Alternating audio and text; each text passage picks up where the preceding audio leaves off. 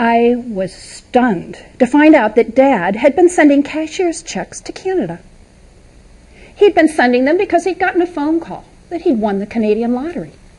All he had to do was send the taxes to them. So over the last 5 days, he'd walked to the bank and sent $68,000 in money to Canada. Now, this was the same Dad that when we'd ask for an ice cream cone, he'd get angry at us and tell us we were selfish.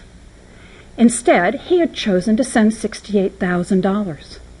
He later told me it was because he was going to be a big man when he walked in with all this money. So they'd fed right into his ego. The other part of the realization that hit me was that my life had changed drastically.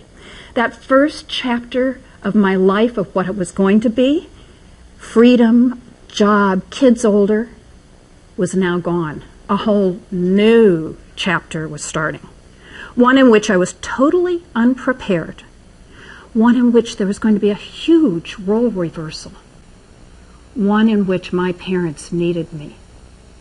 I had just become my parents' caregiver.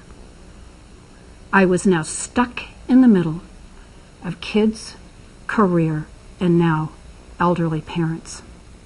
I was overwhelmed, I was challenged, and I was totally unprepared.